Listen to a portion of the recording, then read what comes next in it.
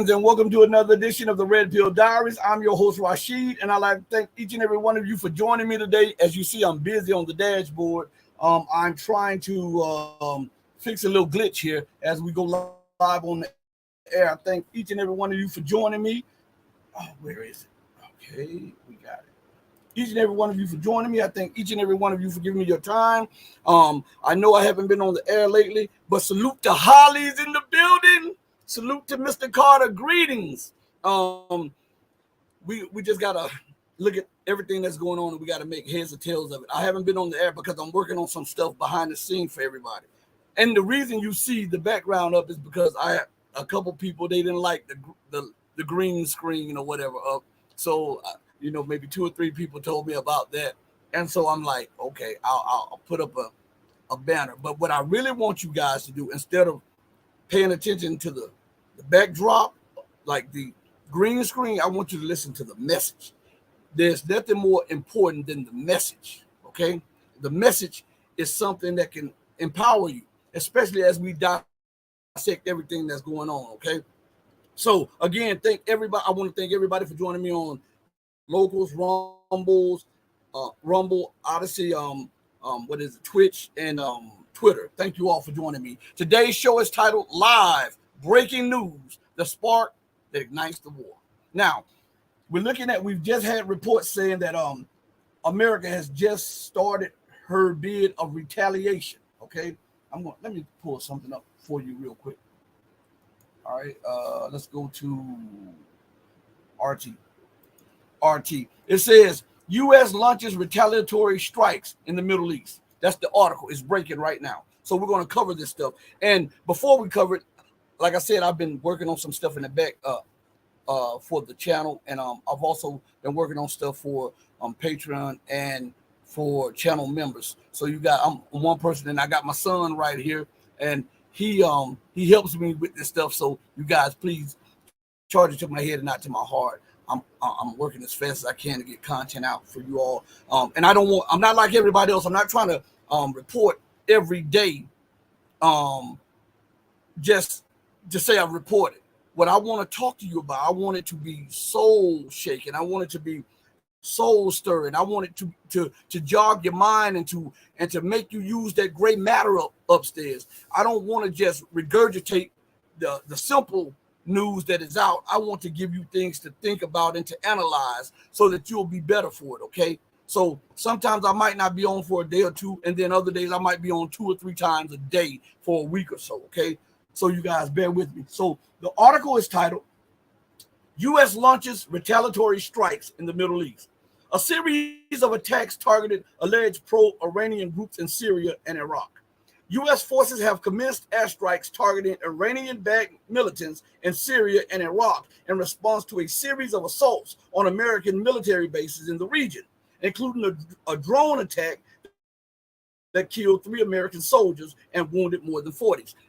Now, let's stop. We're going to take what we just read. We're not going to even read the rest of it at this moment. We're going to take what we just read, and we're going to analyze what we just read, and we'll see if these people that America is attacking are Iranian-backed militias, and we're going to see, is America justified in her attacks or her so-called quote-unquote retaliation. We're going to use what we read, and we're going to use definitions, and we're going to use proven facts, okay? We're not going to embellish. We're not going to lean to our own understanding at this moment. We're going to do the facts. We're going to take the factual route. So again, let us read the title. U.S. launches, and then it has it quoted, not quoted, but it has it where it says retaliatory strikes in the Middle East, okay? And the sentence right up under that, it says a series of attacks targeted alleged pro-Iranian groups in Syria and Iraq, pro-Iranian, okay? Now it went from pro-Iranian to Iranian-backed in the next one, from pro-Iranian to Iranian-backed. U.S. forces have commenced airstrikes targeting Iranian-backed militants in Syria and Iraq in response to a series of assaults on American military bases in the region, including a drone attack that killed 3 American soldiers and wounded more than 40. Okay, now let's go to something. Okay, Give me 1 second. You know, we're reading this together and we're live on the air together. So let's go to what Google is now referring to as the definition of militias, right? The same thing that the United States used to break down and make it derogatory over there. The Constitution provides for militias to be armed here, okay? But over there, militias are associated with terrorism. You understand? Right? But over here, militias are patriots and people who back their Constitution, okay? But we're going to go to the definition. Because if we go to the definition and we read definition and we get a deep understanding, regardless of what somebody may intend to say, we understand what they're trying to convey, okay? So the word militia, according to Google, is a noun. The plural form is militias with an S. It says a military force that is raised from the civil population to supplement a regular army in an emergency. Okay, let's just use that before we go to any more of the definitions. Let's just use that.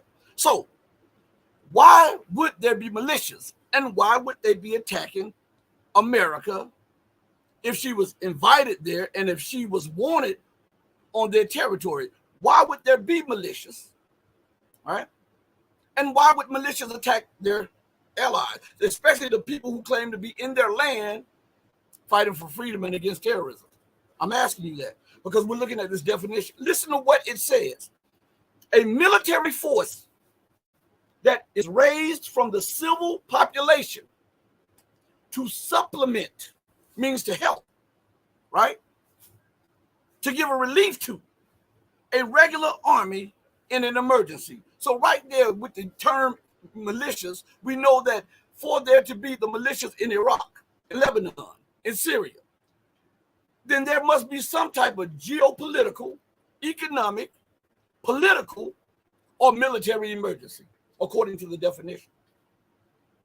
And these are not foreigners. Remember this definition. A military force that is raised from the civil population. So now, if they are from that population and they are indigenous to that population and they are attacking America, we have to ask the question is, has America outlived her state? Do they want her on their property, on their sovereign territory? Of course not if they are attacking America and demanding that she leaves, right? So if we just take the first definition, we see that militia has legitimacy to it because it is an indigenous group of people that raises up from the masses out of the suffering of the masses to help supplement the regular armed forces of that nation in an emergency. And they deem that American occupation, right, American military bases on their sovereign territory is a national emergency. The same as what Americans would deem if anybody set up military bases on American soil. And we see militias all across America demonstrate. And they're not foreign.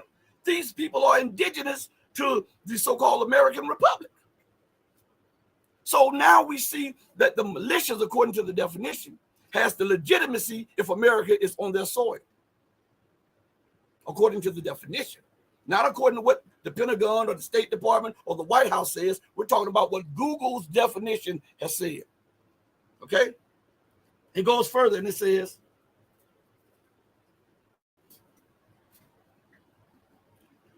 a military force that engages, listen to this, a military force that engages in rebel or terrorist activities in opposition to a regular army. Now stop right there.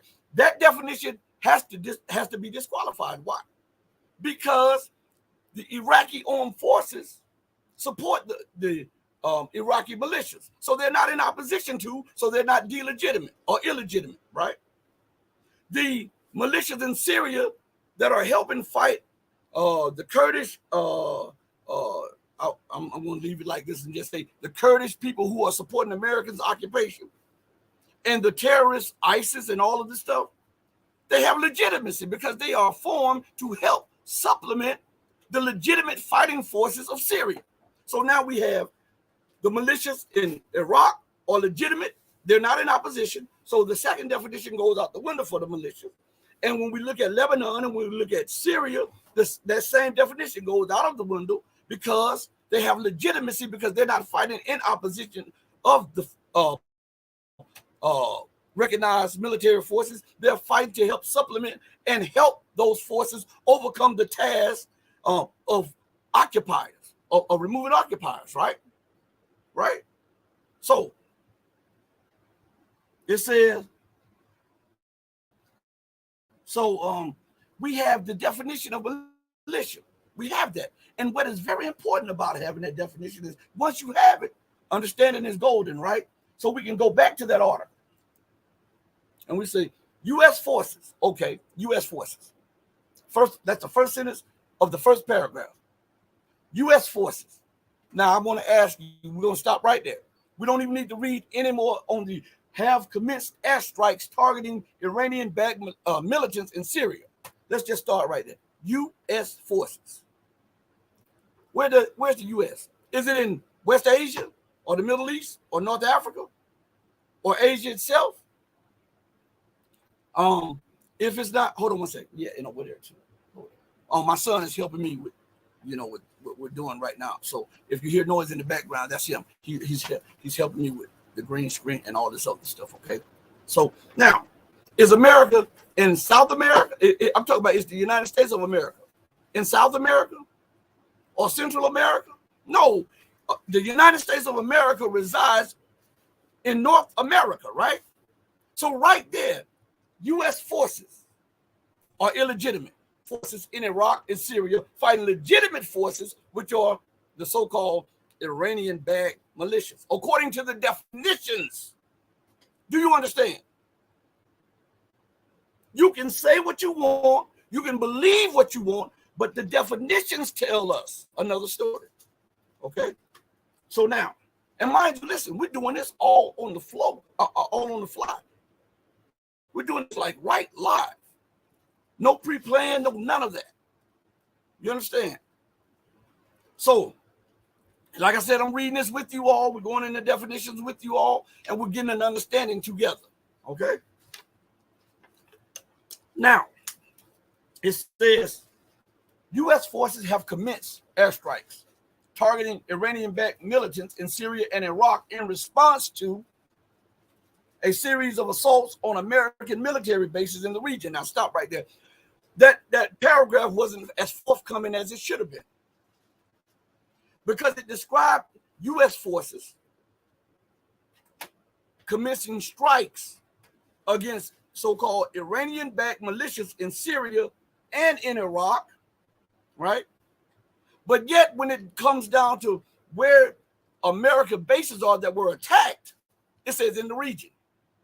It didn't say in Iraq and in Syria. It said, it skipped that part. I'm telling you, these people are sly. They don't respect you. They can't respect you. For them to put stuff together like this, they have to be saying these people are dumb as bricks. Think about that. Let's read this again. Now, mind you, we're doing this together for the first time. U.S. forces have commenced airstrikes targeting Iranian-backed militants in Syria and Iraq. So now they describe to you the attack, right? They tell you where the attacks or the retaliation takes place, right? Then from specifically naming where the retaliation takes place, then they, out of the blue, can't tell you the specific places where the U.S. bases are. They go from telling you they are attacking Iraq and Syria to saying this. In response to a series of assaults on American military bases in the region. How come they can't? Why didn't they say in response to American military bases in Syria or American military bases in Iraq? And why are they in Iraq and why are they in Syria when the very people who are attacking them want them out? Thank you. I see you. They want them out. So again, Just in that alone, we see the technology right there. Hey, hold on one second. Hey, yeah, do that. And push that back a little bit. I'm trying to get the lighting right too. I'm sorry, everybody. We're working on this stuff a little bit. Bring it up some more. Move that off there. You see that? Right here. Yeah, move that. That's what I'm talking about. There we go. Yeah. So we're trying to get this stuff right. I'm sorry, everybody. We're doing it live on the air. I had to rush home to try to set up a show real quick. Bless y'all. I hope you have a good show. Thank you, son. Anyway, but look at this. They go from specifically telling you where the attacks that they are lashing out and attacking these so-called militants at, to having amnesia aware of the bases that the United States claim to be defending. Isn't that something? I can be direct with you. Oh, I'm attacking them because such as I'm attacking this house and that house. And then when somebody asks you, why are you? They assaulted me. Well, where did they assault you at? In the neighborhood. You didn't say that they assaulted you in their house, in their bedroom, stealing. And the reason they assaulted you because they caught you stealing and they wanted you and they asked you several times to leave. So to minimize your blame, the blame on you, you switch it up and say they assaulted you in the neighborhood. Now you're not completely lying, but you're omitting the necessary facts that are needed to come to a clear conclusion on why the attack took place. And that's the problem with politics today. That's the problem with Western politics today. They lie, they steal, they cheat, they disrespect people. They don't respect the people who put them in office. They don't respect the people who are funding them. They don't respect anybody. All they respect is a payday. They don't care how much blood must be shed. They just want power and money and luxury at all costs. But I bet you when you read that, if you've read that, you didn't even look at it like that. That's how they shape and fashion and mold their articles. Because they know most people will just read it and just keep going with it. But look what it says. On a series of assaults on American military bases in the region. Not in Syria, not in Iraq, but in the region. And it says, including a drone attack that killed 3 American soldiers and wounded more than 40. Now, they didn't tell you that this, and everybody keeps saying it took place in Jordan. The Jordanian government stated officially that it did not take place on Jordanian soil. So now, we know that America has an illegal outpost in Syria. We know that. Multiple. I think like 24 or more, right? Now, we also know that Al-Tum, I think that, what is it called? Al-Tum. I can never get that name right of that main base that America trained, what she uses to transport ISIS in and out of Syria, in and out of Iraq, and then she uses that as a hub where when she needs to, she can transport them to Afghanistan and in Ukraine. Al-Tum, I forget what it's called. But anyway, this is Syrian territory. All right. Now, let us look at this because we have to analyze this the right way, get our emotions, our feelings out of the way. The recognized and accepted legitimate authorities of the Syrian Arab Republic are under the administration of Bashar al-Assad. Is that not right? He's recognized not only by the UN and almost all nations around the world to be the legitimate president of Syria. And remember, he won the presidency again with 75 to 85% of the vote in a time of war, and most of the population was living in areas that he controlled. In the Carter Center, Jimmy Carter, former president, even stated that he won by that margin. So now we have an understanding that the legitimate authorities and representatives of the Syrian Arab Republic are under the presidential administration of Bashar Assad, right? All right. So now Bashar Assad is the commander-in-chief, the supreme commander-in-chief of the armed forces of the Syrian Arab Republic. Is that not right?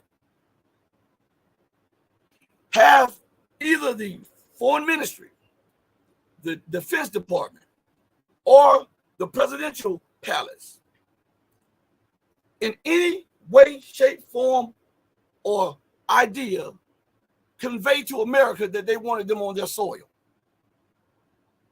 And if they haven't, have they conveyed to the opposite that they wanted them out of their territory? Yeah, they've conveyed it on multiple occasions that America must leave Syrian territory. They're occupying a third of Syrian territory. They're stealing the oil and they're taking it back and selling it through Iraq and through Turkey. And then Turkey is shipping it back to Israel so that Turkey gets a cut out of it. The Kurds get a cut out of it. And Israel gets all that would have, even though they're paying, it's cheaper than what they would have been paying on the market price. They're doing that with the gas. They're doing that with the corn. They're doing that with the wheat. So they're strong-arming or committing international piracy on the territory of the Syrian Arab Republic. Now, if we go back to that definition of militia, right? That definition of militia says a military force that is raised from the civil population to supplement a regular army in an emergency. Would that not be an emergency? The government has demanded that you leave. You're in violation of U.S. law. I'm talking about the United States. They're in violation of U.S. law by violating the territorial integrity of Syria and ignoring the wishes of the Syrian people and the Syrian government. So first of all, they're in violation of U.S. law. Second of all, the Syrian Arab Republic has demanded multiple times for them to leave. They have ignored it. As a matter of fact, Vicki Nuland, the war hawk, came out of yesterday or day before yesterday and said that we're not leaving Syria, even though it is in violation of international law too. We're not leaving any of our bases in Syria or Iraq. That's what she said. So now, if Nuland openly says that and states that, and U.S. posture has been that, and U.S. policy has shown us that, then when these small armed forces that are there to relieve the military and to help the Syrian Arab Republic's military and the Iraqi military defend its sovereignty in its territory, who is that? Who is that fault? Who is wrong? Isn't it the United States? You're working in contravention to U.S. law. You're working in contravention to Iraqi law. You're working in contravention to Syrian law, and you're working in contravention to international law. So if you are attacked and you are illegally occupying this outpost, you're at fault. Not Syria, not Iran, not Lebanon. It's you, according to international law. Okay? Now, I'm telling you, we go to, we get these definitions. People don't like it, but hey, it is what it is. Okay, please. So look, let's go a little further. Where's the article at? All righty. So it goes on and says, Washington's latest strikes come nearly a week after Sunday's deadly attack on a secretive U.S. base in Jordan, near the Syrian and Iraqi borders, called Tower 22. That is a part of Al-Tunf. Tower 22, that's a part of the base that the United States occupy in Syria. They say in Iraq. I mean, they say in Jordan. That's so that it can seem that America was innocently minding her own business in Jordan and came under attack. And notice nowhere in that it says that U.S. base was struck in Michigan, Florida, California, Ohio, Georgia, Alabama, Texas, New Mexico, New York, New Jersey, Maryland, Connecticut. None of that, right? Right? It says, Washington's latest strikes come nearly a week after Sunday's deadly attack on a secretive base in Jordan, near the Syrian and Iraqi borders. Why would you set up a base right there? It is to try to prevent Syria from getting help from Iraq and from Iran. So now that base is secretive. Why? Why is it so secretive? I can understand if you had a secretive base on U.S. soil, but you're occupying Syrian, Iraqi, and Jordanian soil. Why is it secretive? And again, let me ask you this question. When has a drone strike done that much damage? One drone strike. Okay? And I want to ask you this too. All right? And since we're talking about the drone strike, what happened to the early warning systems? What happened to the radars? Remember, America boasts that she has the most advanced radars and most advanced military systems in the world. What the hell happened for the drones to hit the base? Tower 22. See, something ain't right here. I'm telling you this. Something's not right here. Any thinking person can see that there's a lot of BS being spewed by the powers that be in the media. Let's go a little further. And I see y'all in the chat. I'm going to go to the chat in a few minutes, okay? Give me a second. It says, and they go out of their way to say retaliation or retaliatory strikes. And then they go out of their way to say that we're going to bomb this, and this, but we don't want war. We're not trying to escalate. Now, if we use that logic, right? If Iran says, hey, listen, we don't want war with America, but we're going to bomb your base, your illegal outposts all across Syria. We're going to bomb. Actually, Iran actually has that right to do that while we're talking. But for the case of what we're doing right now, we're going to push that out the way. But they do. They have a defense pact with Syria that when Syria or Iran goes into a war or under attack, they have the right to respond in kind as if they were the ones that were being attacked. So they do have that right. They have that prerogative. But we're going to just push that to the side for a minute and say Iran has told the United States in no uncertain terms that we're going to bomb your bases in Syria, but we don't want escalation. We're going to assassinate a few of your generals, but we don't want escalation. We're going to park our most powerful submarine that Russia had given us, and we upgraded ourselves. We're going to park that in the Gulf of Mexico, and then and right off the coast of Florida, we're going to put 2 destroyers that are armed with hypersonic missiles, and then on the California coast, we're going to deploy some of our fleet over there. But we don't want escalation now.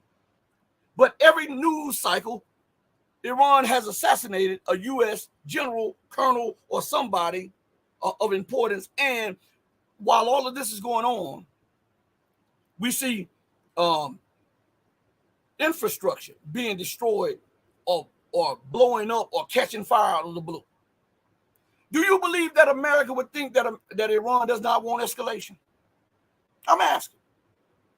Do you think that America would say, well, Iran, you're not being aggressive by posting your submarine with Russian capabilities in the Gulf of Mexico and some destroyers off the coast of Florida and a couple warships that have hypersonic missiles off the coast of California? Now, you're not being aggressive. You're not being aggressive assassinating some of our top scientists, nuclear scientists. You're not being aggressive blowing up some of our industry. You're not being aggressive killing off some of our political leadership. That's not aggressiveness.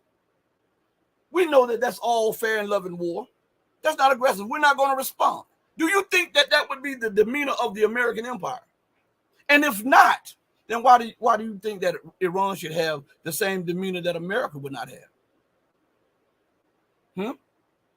I'm asking these things. I ask questions that others won't. I pose questions that others omit. I show you in real time the madness of the leadership, the insane policies and thinkings of the people, so that we can build on it and look for ways to solutions. Now look, let's go further. It says, The retaliatory bombings marks the start of what will likely be a series of larger-scale U.S. strikes on Iranian-backed militias who have carried out attacks on U.S. troops in the Middle East, CNN reported on Friday, citing two unidentified American officials. Now, it didn't say in Latin America. It didn't say off the western U.S. coast or the eastern U.S. coast. It didn't say on the border with Mexico and the United States or on the border with Canada and the United States. No, it says these things are going on in the Middle East, where what?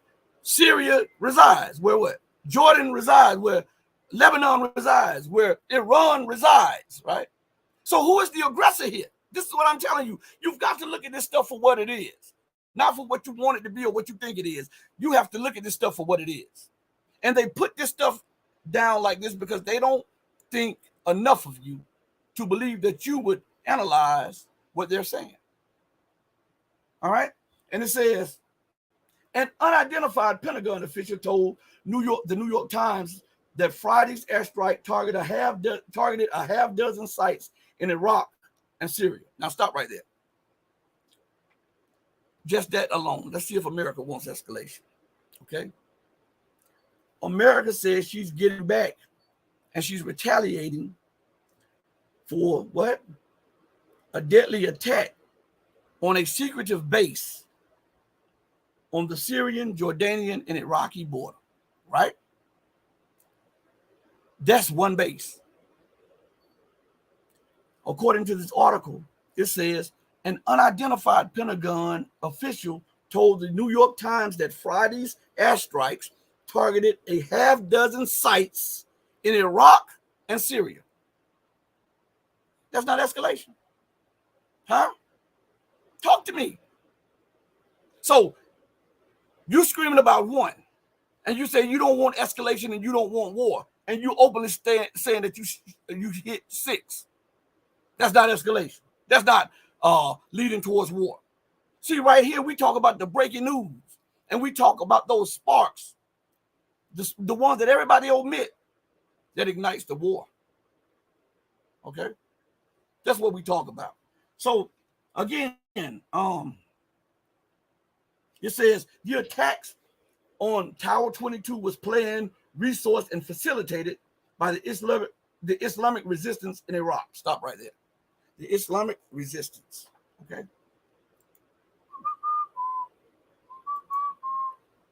Give me a second. Now, why did I stop right there for a minute? Because, first of all, anything that's related to Islam, the West has demonized, right? Any and everything. When the West bombs and kills people, it's collateral damage. How dare you think we try to do that, even if it's thousands of people, right? When a person from that region that you kill some of their family members, they retaliate, that's terrorism. So over this, since 2021, since 2001, they have been putting this in your mind. See, division. That's what they're doing, that division. They're dividing. So that they find that if you are divided, then they can control your mind. If they can control your mind, they don't have to worry about you challenging their policies, right? So it says, I want you to understand this. Look at this real good. It says that the attack on Tower 22 was planned, resourced, and facilitated by the Islamic resistance in Iraq. The White House National Security Council spokesman John Kirby said on Wednesday. Now stop right there. All right, let me get this chair right. It's squeaking a little bit. So now look, Iraq is an Islamic nation. It's the Islamic Republic of Iraq. Just like you got the Islamic Republic of Iran. You got the Christian nation of Italy. You understand what I'm saying? So what they try to do, they put a negative connotation on what is going on. And I'm going to explain something to you all in just a second. Let's reread this. Remember, we read for understanding. The attack on Tower 22 was planned, resourced, and facilitated by the Islamic resistance in Iraq.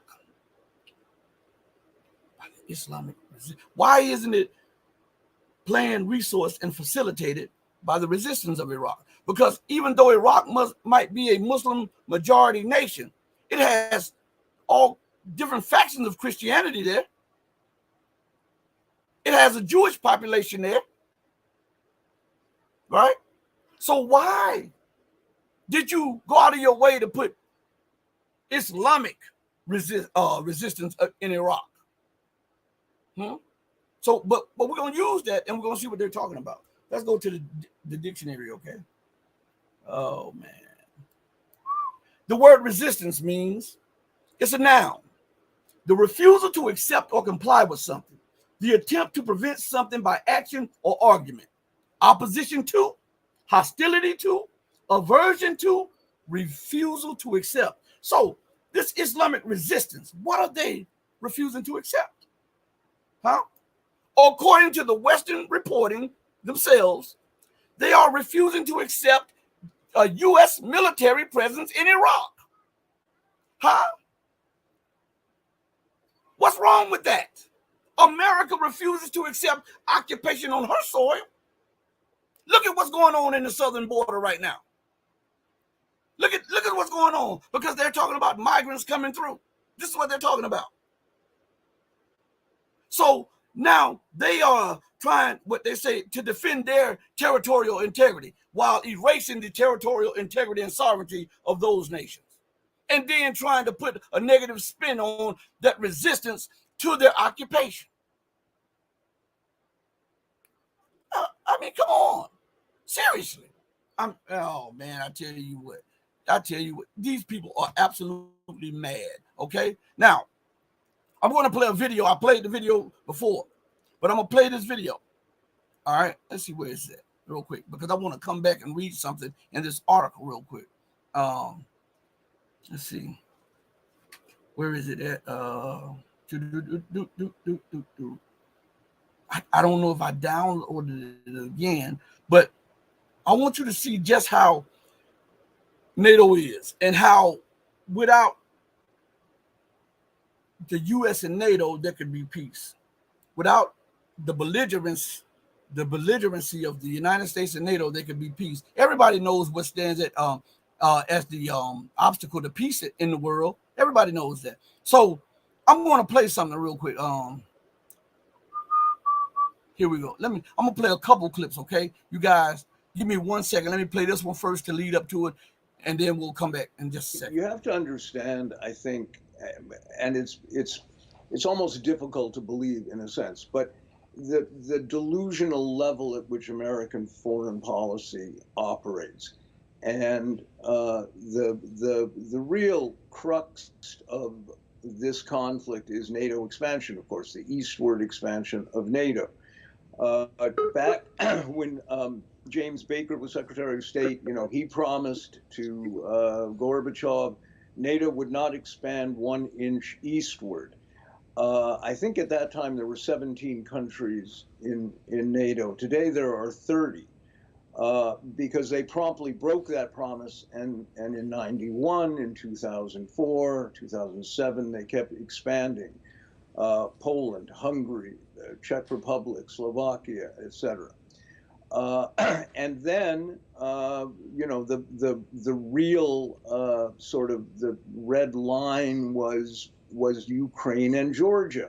And, even commentators and political analysts on the right, and conservatives like Robert Gates, former Secretary of Defense, in his memoirs in 2014, at the very end of the book, he says, Ukraine and Georgia, the idea of them as candidates for NATO inclusion was reckless overreach. Even people like Henry Kissinger, George Kennan, when these are people that are warning it's a bad idea, I mean, you wonder what's going on in the heads of people at the Biden administration. But the U.S. desperately needs a long, protracted war. It's an economic imperative, in a sense. I mean, the U.S. has to have a villain. They have to sell armaments. They have to create conflicts. And when Putin took power in 2000, remember, he actively wanted to join NATO.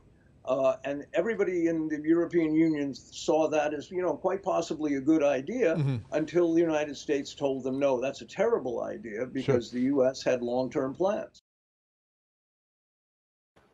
Now, we're going to go to another clip. This is very important. I'm trying to lay out a few clips. They're short clips, and then one will be a couple minutes long, but it's like 1 minute and 17 seconds. So I want you to also remember this, okay? Where is it? Right here. America is showing itself to be the hypocrite of all hypocrites here. America is the country that is telling the world that it supports free trade and competition and free enterprise, and yet it is the single biggest block to free competition and free enterprise that exists on the earth. America has all of these countries under sanctions because it wants to use economics to dictate politics to other countries. It also wants to dictate culture and ethnic relations between nations which have been friends among themselves and lived and coexisted in peace for generations and centuries and even millennia until America came and set them at each other's throats. America has inherited the English curse of divide and conquer in the interest of their empire. And the world is now smartening up to this. We cannot be allowed to be forced to fight among ourselves. I was here in Serbia during the crippling sanctions that America used to try and crush Serbia. They had no effect. The people banded together. I was in Japan when America was sanctioning Japan, and I was advising the Prime Minister's office. They did not cow Japan. Japan continued to produce. I have been in Canada when American interests imposed sanctions on our wood industry. America is the global bully. And as the nations of the world wake up to this fact, the bully, when it's outnumbered by all countries in the earth, will fail and fall. And this is how empires fall. This is the fall of America. They, by sanctioning the world, are sanctioning themselves. What did he say? This is the fall of America. We're watching this in real time. I'm going to play a few more clips, but I had to get that clip in. Matt, I want you to listen to that clip again. It's very important that you understand this, because if you hear what he's saying and you see what America is doing, and you see the hypocrisy of her leaders and the unbridled lust for war, right, and sanctions, you can understand that this is all a part of a dying regime. You understand? And that's what we're watching. We're watching them trying to stave off certain destruction or sudden destruction. They are trying their best to, and that's why the policy makers are insane. That's why the policies don't stick. That's why the policies make no sense, and they don't produce anything that's fruitful. They only exacerbate and metastasize the already bad situations. You understand? So I'm going to play a couple more clips, short clips, but they're clips nonetheless, and we want to see them. Okay. The U.S. has two purposes in occupying the eastern third of Syria completely illegally, of course. One purpose is to deny Syria the ability to undertake reconstruction, because the U.S. is plundering the oil and wheat resources so that Syria doesn't have the money to reconstruct itself after 12 long years of failed U.S. regime change war, which was supported by the U.S. allies, such as, unfortunately, Canada. That's reason one. Reason two is the U.S. officials have openly stated that they're occupying the eastern third of Syria in order to use that occupation as a bargaining chip in the final settlement over the end of the U.S. proxy war in Syria. So the U.S. is in there illegally. They know they're there illegally, but they're staying there because they're using it for a foreign policy goal. And it just shows the utter hypocrisy of the U.S. In condemning Russia for its military presence in Ukraine, while at the same time they're occupying the eastern third of Syria. And we know that the U.S. That the Russians are in Ukraine because the U.S. and NATO provoked them into being into a war in which NATO expanded 800 kilometers eastward, despite a promise made in 1991 to Mr. Gorbachev, and they have provoked the war with Russia because they have pushed their expansion right to the gates of Moscow. So the U.S. is an aggressive empire. It is waging wars around the world or destabilizing countries from Syria to Ukraine to Taiwan to Cuba because the U.S. has one thing in mind, and that is hegemony. In other words, it seeks to dominate the planet. So we have an understanding on that also, right? So let's look at this. Let's go back to that article, okay? This article says, let's see. Let's go back to this article. This article then says this. It says, the group consists of multiple militias, including Kataib Hezbollah, that is the Iraqi resistance group, not to be confused with Hezbollah of Lebanon. The Kataib Hezbollah is the militias that form the Iraqi group. Now, I want to point something out to you all that may be missing in all of this. When General Soleimani was assassinated by the United States, I actually think that was one of the most cowardice actions that a leader had done, and especially Donald Trump. That was a coward to ask this man to come over so that you can talk to him, so that he can help you like he helped you before. Because people don't know that Soleimani helped the United States a lot of times when they were in quagmires in the Middle East. He went over there and he studied the situation and showed them how to extricate themselves from certain situations. A lot of people don't know that. So again, they get the call. They ask for Soleimani to come. He comes to Iraq. Immediately there, Trump gives the go to assassinate this man. That was a coward act. And listen, the reason I brought that up is because of this. He wasn't the only one killed. There was an Iraqi general killed. There was an Iranian, I believe, general or colonel killed. And there was a general from the Kataib Hezbollah militia. So when that militia struck, it was striking back in retaliation, not the other way around. You understand? So let's go further. Which has launched multiple rockets and drone strikes against U.S. forces in the region since the Israel-Hamas war began in October. And the reason you guys see me doing this right here is because I'm having dental work. You know, I had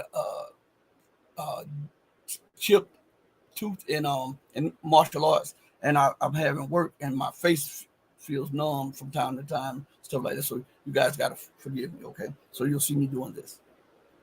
But it goes further and it says, Kirby suggested that the U.S. response would be carried out over multiple days. Listen to what he says. Tell me if this is not warning escalation or not. It won't just be a one-off, he said. As I said, the first thing you see will not be the last thing you see. He added that Biden is still trying to avoid a broader war with Iran. How can those two statements in the same sentence, in the same paragraph, be both in line with each other? Did you hear what he just said? Kirby suggested that the U.S. response would be carried out over multiple days. It won't be just a one-off, he said. As I said, the first thing you see will not be the last thing you see. He added that Biden is still trying to avoid a broader war with Iran. Now, let me tell you what that's like. Let me give you an example.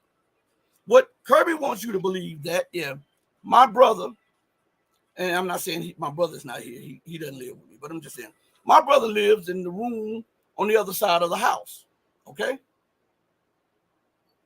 And America is striking my brother and saying, listen, I don't want to escalate. I'm not going to kill your brother, but I'm going to bomb the room that he's in. And I know your babies go down there. So we're not trying to escalate. We don't want him to die, even though the bombing will kill my brother and my babies. You don't want escalation. You don't want escalation. Mind you, that this is my property. Mind you, that under the law, I am guaranteed a right to protect my family and not just American law. Under divine law, under God's creation, I have the right to defend my family, even if it costs me my life. And by golly, I will. You understand? And so you're telling me to ignore the blood bonds that has us brothers, to ignore the genetic similarity, to ignore that this is my house you're attacking, my brother you're attacking, my children you're killing, but you don't want escalation.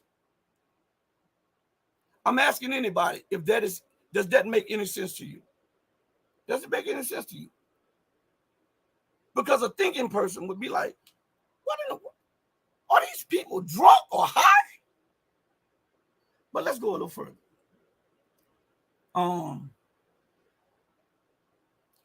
It says, media reports in recent days raised concerns that Biden was telegraphing his plans and giving the militias too much time to take preparatory steps, such as vacating obvious targets. Pentagon Chief Lloyd Austin tried to deflect those worries on Friday, denying that the administration was giving Iran too much warning. He said the U.S. response will be multi-tiered. So I'm gonna keep hitting you, I'm gonna hit you, and I'm gonna keep hitting you, but there's no cause for escalation though. I'm gonna kill some of your people, and I'm gonna keep killing some of your people, but I don't want escalation though. I don't want war. How many of you think that America would buy that same line if the shoe was on the other foot? I'm asking. Okay, so that's the end of that article, but it's an article that I want to bring up because there's something in this article that came out a few days ago. I hope this is the one. Oh, yeah, I think this is it. This article, I saved this. And it's from the 30th of January. I saved this. I didn't want to lose this article because I saw something in it. And it goes right along what we're talking about, everybody. And again, before we go further, I want to thank each and every one of you who are joining me, who are giving me your time. Unlike other people, I'm letting you know that I really appreciate you giving me your time.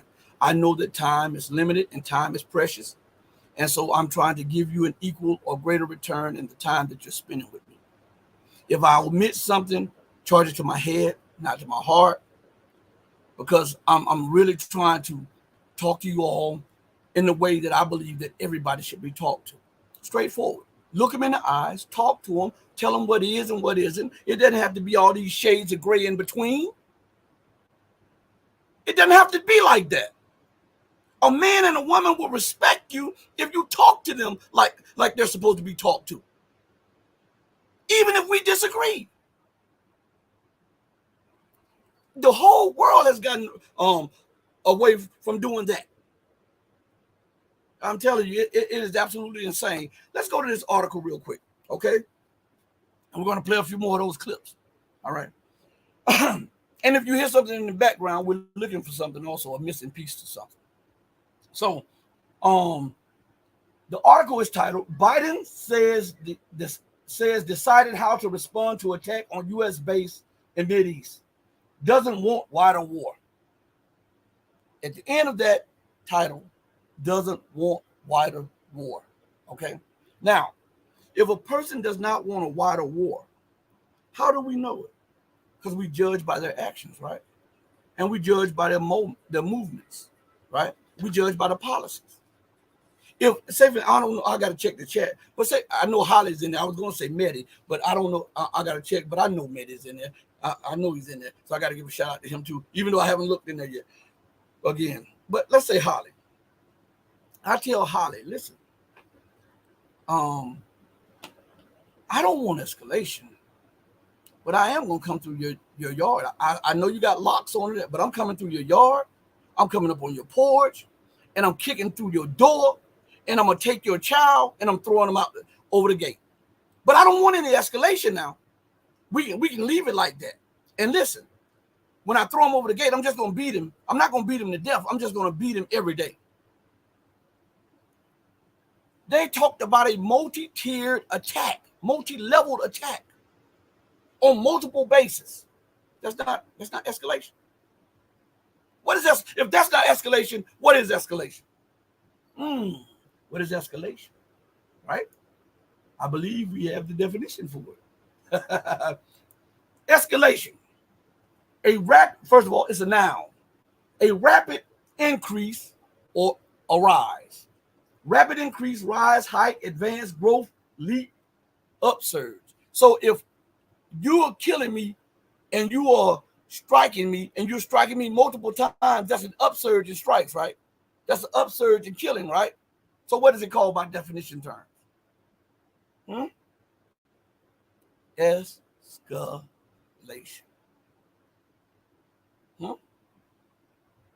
According to the definition, that is the epitome of what escalation is. So now let's go back to that article. All right. And the article reads like this. Joe Biden said on Tuesday that he has decided how to respond to the drone attacks on a military base on Jordan-Syria border. Now it's on the Jordanian-Syrian border. It ain't in Jordan now. All right. Oh, man. That killed 3 U.S. soldiers, but indicated that he does not want a wider war in the Middle East. Now, let's look before we read further. Did the U.S. deploy multiple carrier groups there? All around the Red Sea, the Gulf of Aden, the Arabian Sea, the Red Sea, the Mediterranean? Are there warships? Is there a buildup of troops, weapons, warplanes, bombs, radars? Is that going on? Sure there is. Okay. Why? And why did the United States order troops to be on standby for a wider Gaza war? If you don't want escalation, why are you signaling escalation? Because, when you're dealing with people, and say, for instance, you got somebody that's belligerent, sometimes, and I know I've done that multiple times when I'm dealing with somebody that's belligerent, I'm saying to myself, I'll crush this person, but why do we have to get physical when I can use common sense and be civilized and get myself out of this situation? While this person is first I just saw him by putting my hands up. Hey, look, we don't have to talk to each other like this. Let's communicate, Now, as I'm talking to them, I'm looking them in their eye. I'm looking them in their eyes. I'm looking all the telltale signs of the shoulders, seeing if they're tensed up, because a tense shoulder could be a shoulder ready to strike, come through with a strike. So I'm looking at the shoulders. I'm looking at the movement of the legs. I'm looking at whether or not they're jittery. I'm looking at if they're starting to, every time someone comes around, they up the volume, when they're talking to me. I'm looking at all of this stuff. Now, when I'm trying to disarm this person, and this person starts to think and talk rationally, and then now when people are around, they're not getting jumpy, and you don't see the tenseness in their shoulders and in their neck and in their chest, right? Then now, okay, I'm saying, okay, I can see that maybe they don't want escalation. But when you see all the signs, the tense neck, the constant verbal abuse, the belligerence, and as you move back, they move forward. As you move to the side, they move to the side. When you see this is a telltale sign that somebody is preparing to strike you. 9 times out of 10. This is a telltale sign that somebody wants to do damage to you. Right? So when we look at America's movements with the deployment of battleships, troops, warplanes, heavy equipment, radars, missiles, all around the Middle East and West Asia, and we hear the belligerent talk coming out of pundits on Western news, and out of people that have connections, and out of the people who control policies, how can that not be escalatory? Huh? How can that not be? You taught this day one in martial arts. How can that not be escalatory? Huh? So we're using just basic principles to look at this, to see if what he is saying, if the rhetoric matches the action. They don't want escalation.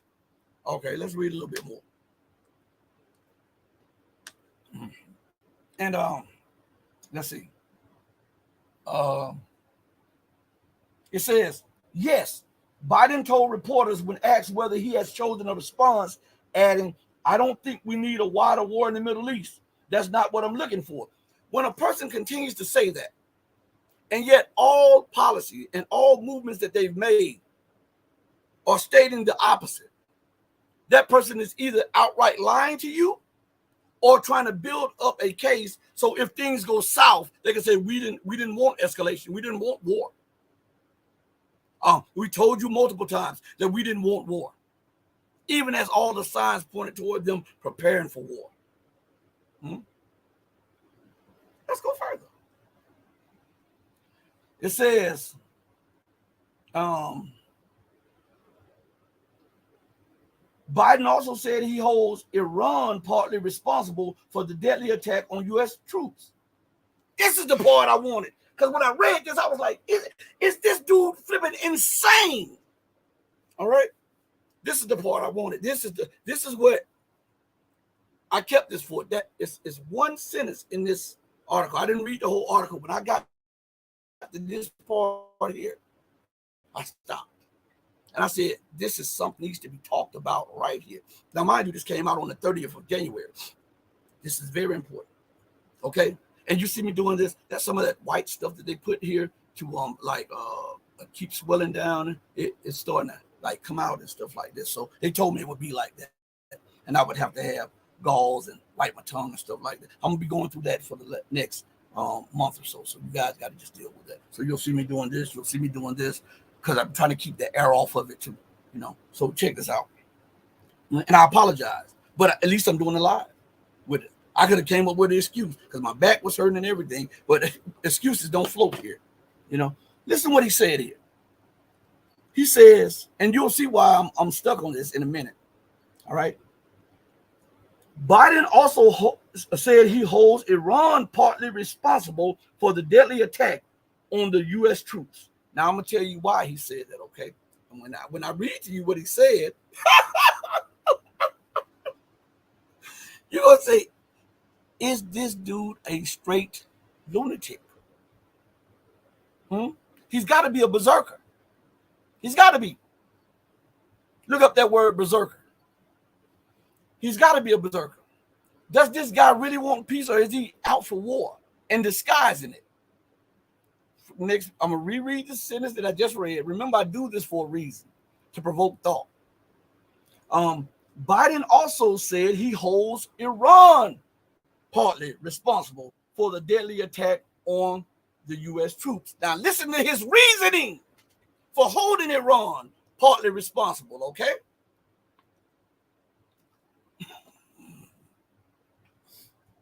Here it is. Quote, I do hold them responsible in the sense that they are supplying the weapons to the people who did it.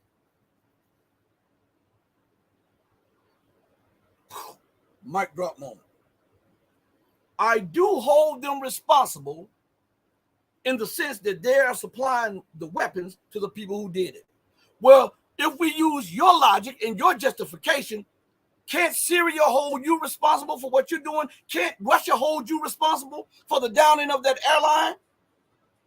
Can't Russia hold you responsible for the constant attacks on Belgorod region with the Western supplied drones and all of these other weapons?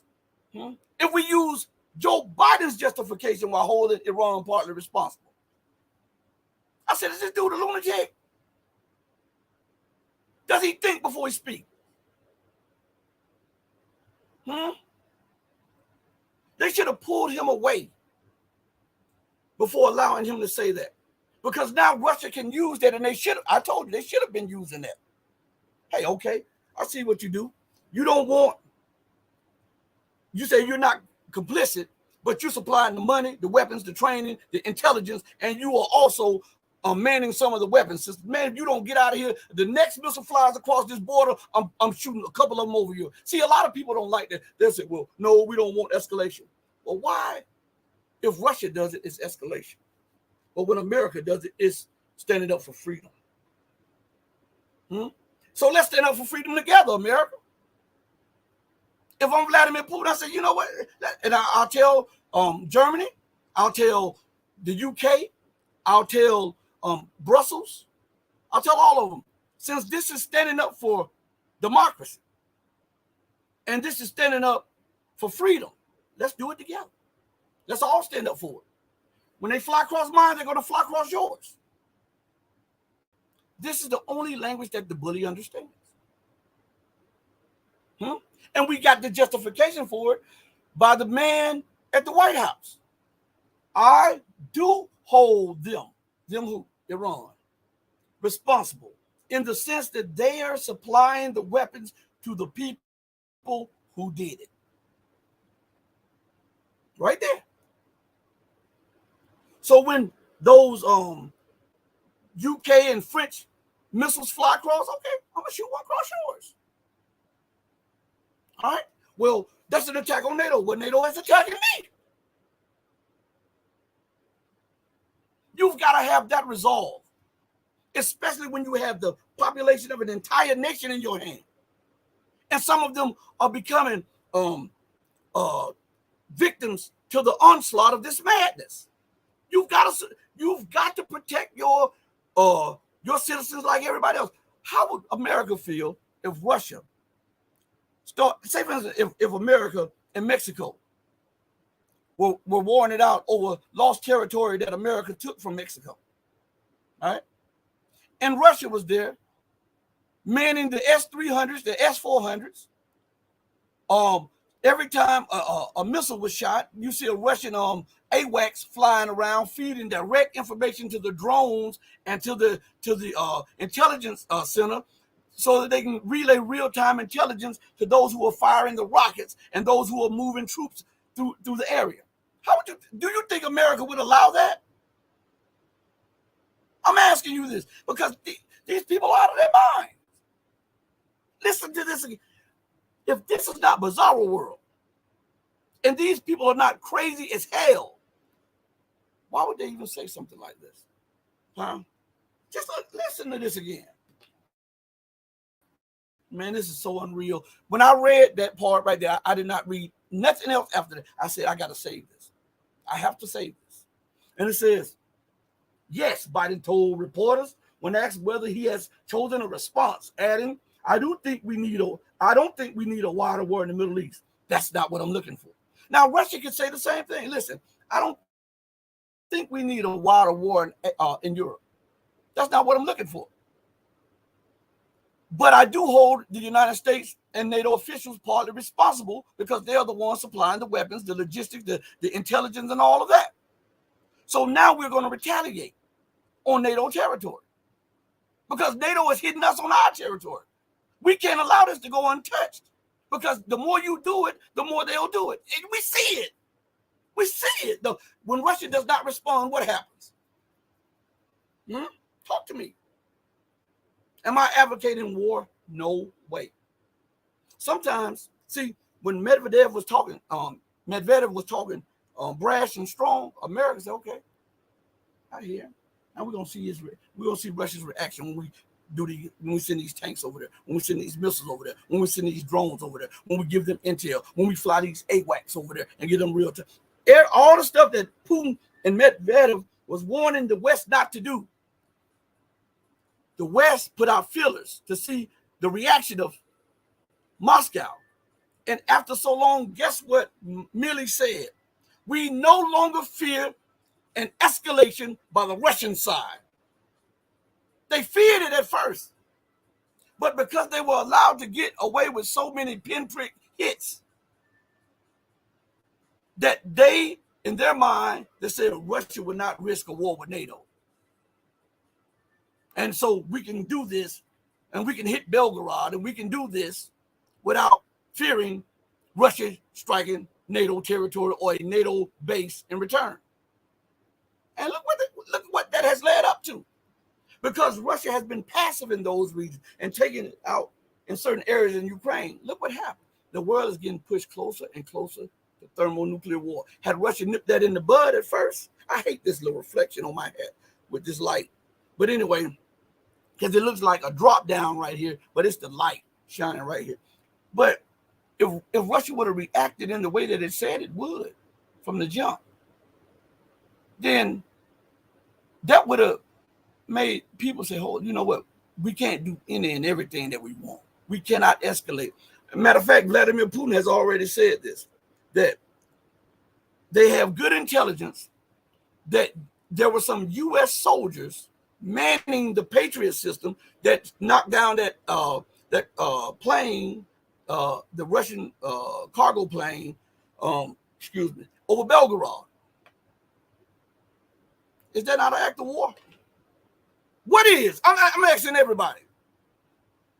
So sending tanks, coup d'etats, drones into the capital, Moscow, the launching of missiles and HIMARS systems in Russian territory, those are not act of war. That's not act of war.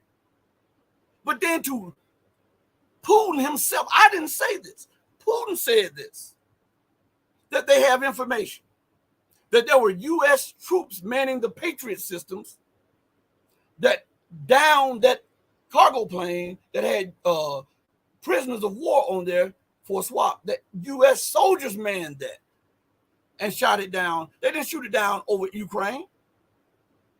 They didn't shoot it down over disputed Russian-Ukrainian territory. They shot it down over Belgorod. That's Russian territory. No dispute about it. That's not a war. That's not an act of war by NATO. That's not an act of war by the United States. I'm not pushing for war. But what I'm telling you is this: when you let one side get too out of pocket, this is the blowback effect of it. There must be something that happens that restores the balance. If it doesn't, war is going to happen regardless, because one side is going to feel that they can do any and everything they want, and they're going to go a little too far, and then they're not going to be able to put the genie back in the bottle.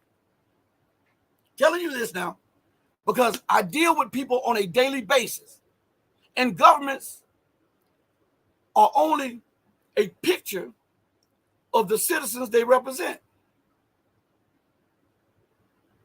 If you go around anywhere in America, if you allow somebody to talk to you and handle you in any kind of way, it escalates. It escalates. And they believe that you're scared of them, even though you have shown no sign that you're scared of them. But they believe because you're trying to be civil and that you're trying to obey the laws, that you are afraid of them and they can take it to the next level. That's what the governments of the West continue to do. Oh, man. And listen, let's read a little bit more. Because like I said, after I read that sentence there, those sentences there, I stopped. But let's go a little further. Oh, man. Yeah, I got like 10 minutes. Got like 10 more minutes live on the air with you guys. Then I got to go get my daughter. All right. And then I might come back later. If everything is right, I might come back in a couple hours, an hour or so, to try to do a short stream on that too, okay? If I'm able to. If not, we will be streaming. I'll be doing a stream. I don't know if it's going to be a patron or a channel member stream tomorrow. So just bear with me. Let's see. It says, I do hold them responsible in the sense that they're supplying the weapons to the people who did it, Biden said. U.S. National Security Council spokesman John Kirby in turn said that the guiding principle of U.S. President Joe Biden's decision on responding to the drone attack is ensuring that Washington continues to degrade the capabilities of the groups attacking U.S. forces. Is that not exactly what Russia said that their mission is? To degrade the Ukrainian forces and to degrade their mercenaries and their patrons, their capabilities, to disarm them, right? They're not right. So the difference between what Russia's doing and what America's doing is America's lashing out, because she does not fear a major reprisal. And isn't that why they said that mutually assured destruction was the basis for a stable world? This is what they said between the U.S. and the Soviet Union. Why? Because both of them understood that if one of them took it too far, then boom goes the dynamite. Well, that balance must be restored between the United States, NATO, and Russia. Or else the escalation will continue and the things will get so out of hand that Russia would be forced to take a technical military response to NATO. I'm telling you this. This is common sense. This is the first law of nature, self-preservation. So it says, when asked what is the guiding principle as the president makes his decision, Kirby said that it was making sure that the U.S. continues to degrade the kinds of capabilities that these groups have at their disposal to use against U.S. troops and facilities. Same thing Russia said. It says, and to send a strong signal, listen to this, but Russia's not doing this, and to send a strong signal to their backers in the IRGC, meaning the Iranian Revolutionary Guard, that these attacks are unacceptable. And we are going to do, the president will do what he has to do to protect our troops and our facilities and to look after our national security interests in the region. So forget Iran's national security interests. Forget that Iran resides in the region. Forget Iraq's national security interests. Forget that Iraq resides in the region. Forget Lebanese national interests. Forget that Lebanon resides in that region. Forget the Palestinians and their interests. And remember that they've resided in that region. And forget the Syrians' national interests. And forget that they reside in the interest. The only interest that matters is from a state that is not there. You see that? And to send a strong signal to their backers in the IRGC that these attacks are unacceptable. And we are going to do, the president will do what he has to do to protect our troops and our facilities. If he wanted to do what he had to do to protect them, he'd bring them from over there. When you're not in harm's way, don't expect harm. Huh?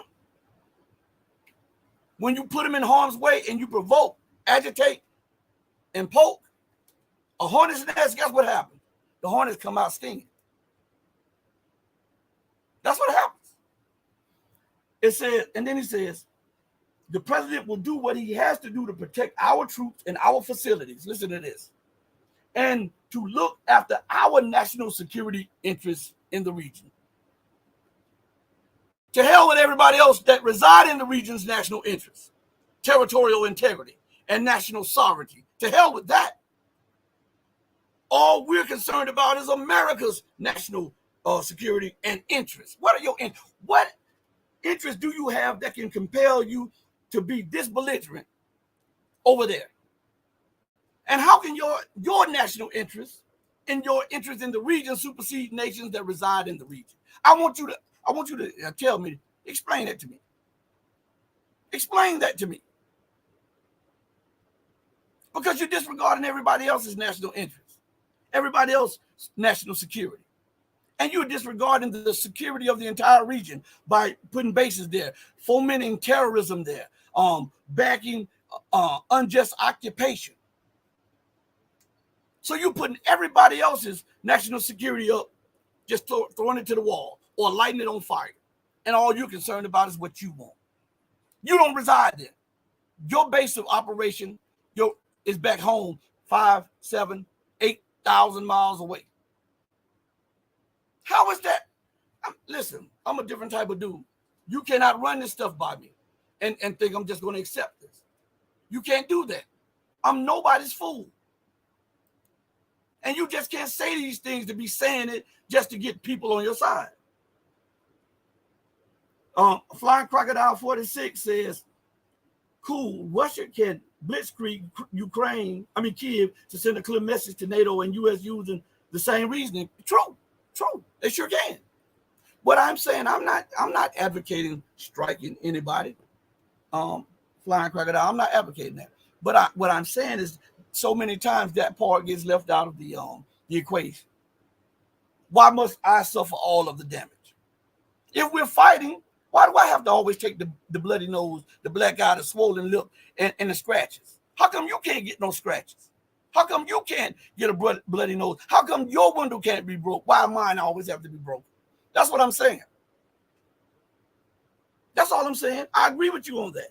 Russia can blitzkrieg Kiev, or it can do whatever it wants in Kiev, but and get using the same reasoning. Yeah, but at the same time, it won't be the same message because America will still put weapons in there. Now, had Russia done that at the beginning or sometime midway during this war, then that would have been enough for the U.S. to pause, the West to pause.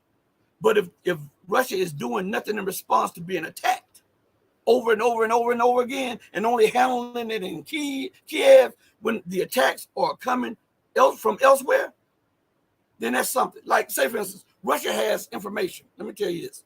Russia has reliable, unbreakable information that when some of the attacks go down, the United States and NATO send up AWACS, right? Those what I call sky antennas, so that they can see everything that's going on the battlefield, and they can relay the stuff back to the headquarters or to whomsoever they desire at that time, so that they can have real ground actionable intelligence, right?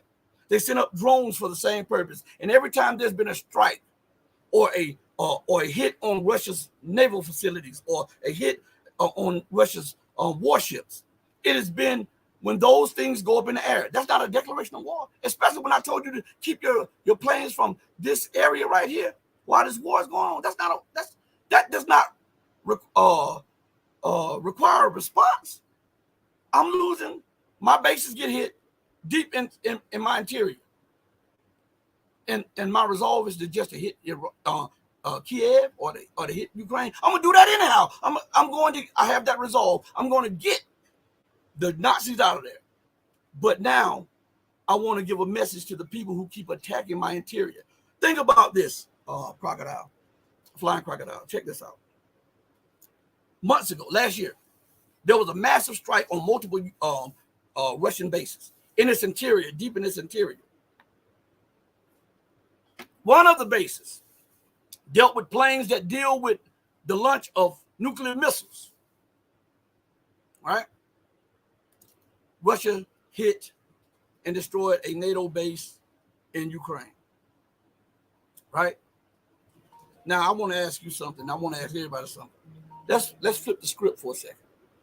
Now, what if America had actionable intelligence that Russia was behind a massive drone attack on a couple of his main airfields and bases, damaged a couple of airplanes, and struck where some of his nuclear armaments were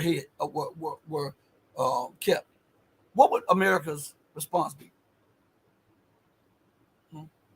America would go to the horse's mouth, right? She wouldn't go just in Ukraine. She would first, she may warn Russia. The next time you do it, that's a declaration of war. No ifs, ands, or buts about it. Or she may say, we know you did. You got to deal with this strike. We're not trying to escalate, but we got to strike you back. We got to strike you back. We have to. So that's all I'm saying is what's good for the goose could be good for the gander. I'm not advocating war. When I do these shows, one of the purposes of this is to show you the other line of thinking that nobody talks about. Because in the West, they think they're untouchable. And they think that they can do anything with impunity. And what I'm saying to you, sometimes that has to go out the window. I'm not advocating war in the least. But I'm telling you, I'm not going to sit there and just let you slap me, hit me, kick me, bite me, kill my children, break into my house, throw rocks through my house, kick down my door on a daily basis. And then I go down the street and hit your son, who's my size, hit him in his house. No, I'm coming at you. My problem is with you. You just did this. So again, Crocodile said, the truth is that Russia does not need to escalate, as they have already won the war and are now simply cleaning the mess that remains. They don't want to risk that victory by escalating unnecessarily. Crocodile, you said, the truth is that Russia does not need to escalate. I didn't say for Russia to escalate. I said for Russia to retaliate. That's the difference. Those are two different words. Those are two different meanings. I'm saying warn them. You have to warn people. Don't just strike out at nobody. But you got back channels. You go to the back channels and say, listen, we've been letting this get out of hand now. We know, and you, just like what Russia did with France, all right? When France had those special forces in that hotel, and Russia destroyed that hotel that took out those French special forces, what was it, about a week and a half ago, they called the French ambassador to Moscow, and they laid out all this intelligence briefing to them and say, listen, don't say that you had no warning. We got this. We caught this, you know, because they catch the chatter, they catch the back channel stuff, they catch the on the ground stuff, all of this stuff, just like the intelligence apparatus that the West has, Russia has that too. And Russia put all that before France and told France, listen, this is a declaration of war. You're manning these systems, and you are firing these missiles that you claim to be transferring to Ukraine. This is why we destroyed those French special forces. If this happens again, we will hold you responsible. That's what I'm saying. That should be the same thing for everybody. What's good for the goose is good for the gander. And Flying Crocodile said the truth is that the U.S. is too scared to hit Russia in the face of using. I can't see this. What is going on? Hold on one second. They are blocking that part right there. Using its own fist. Yeah. But they continue to push the envelope. You understand what I'm saying? They continue to push the envelope. To stop that, you know what you need to do? Talk to them first. Whenever you want to get a point across to somebody, you talk to them eye to eye, face to face. And you let them know your red lines and say, listen now, I know that other people are pushing for this, but listen, this will be my response if you do X, Y, and Z. And when X, Y, and Z happens, you are supposed to live up to your word. Medvedev and Putin kept saying what they were going to do, which I kept saying they should not have said, because the empire said, oh, you want to say that? Okay, then we're going to do it then. And they did it. And there was no response. And this is the escalation right here. When the United States continues to do these things, it's not Russia escalating, it's the U.S. escalating. Russia should retaliate, whichever form that is. I don't know if economic retaliation, I don't know political retaliation, or military retaliation. I'm not in the criminal, but I'm just saying the only way to stop a bully from being aggressive is to get aggressive with the bully when reasoning no longer works. When reasoning no longer works and the talk gives way to belligerence, you got to preserve your security. That's what I'm saying. And we think in the West that only the West has the right for this. And I'm telling you, no, that's not how the way the world is. That's not how nature is. That's not even how nature evolves. You understand what I'm saying? That's what I'm trying to say to everybody. He says disproportionate retaliation is escalation.